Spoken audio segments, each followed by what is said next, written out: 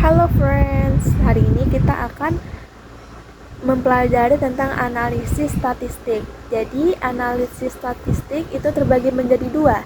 Yang pertama ada parametrik, yang kedua ada non-parametrik. Dan kedua ini bertujuan untuk menguji hipotesis. Dan uji hipotesis itu akan menyesuaikan dengan tujuan penelitiannya. Oke, yang pertama kita akan mempelajari tentang parametrik. Di parametrik itu ada uji asumsi dan uji hipotesis. Penelitian ini menggunakan korelasi, yaitu mengukur dua hubungan linear antara dua variabel atau lebih. Maka pada parametrik menggunakan yang namanya produk momen. Dan yang kedua ada non-parametrik. Sama seperti parametrik, ada uji asumsi dan uji hipotesis. Nah, non-parametrik ini menggunakan yang namanya komparasi, yaitu perbandingan atau proses membandingkan dua atau lebih objek atau data untuk menemukan yang namanya persamaan, perbedaan, atau karakteristik unik. Maka pada non-parametrik ini biasanya menggunakan Spearman Rule.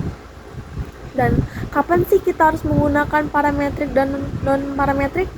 Nah, kita biasanya menggunakan parametrik ketika uji asumsinya itu terpenuhi, teman-teman.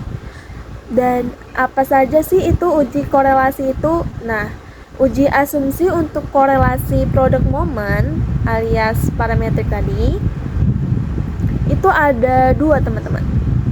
Yang pertama ada normalitas, yaitu P-nya itu harus lebih dari 0,05. Dan yang kedua ada linearitas, yaitu titik yang mendekat garis. Jadi kalau misalnya teman-teman menguji di JASP itu ada gambar dan garis dan titik-titik. Jadi itu ada titik-titik nanti mendekati garis gitu. Terus dan ketika salah satu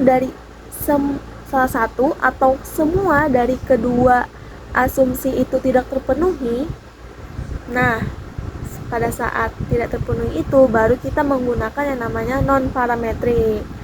Nah, non-parametrik dari korelasi adalah Spearman Rule. Ini ya sudah dijelasin tadi.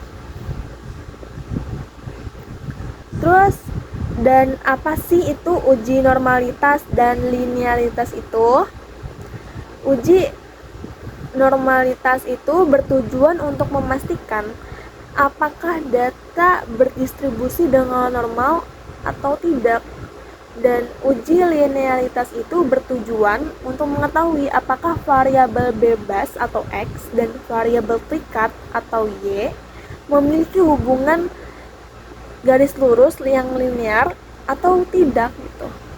Nah, mungkin yang bisa saya jelaskan hanya itu saja. Terima kasih. Wassalamualaikum warahmatullahi wabarakatuh. Bye bye friends.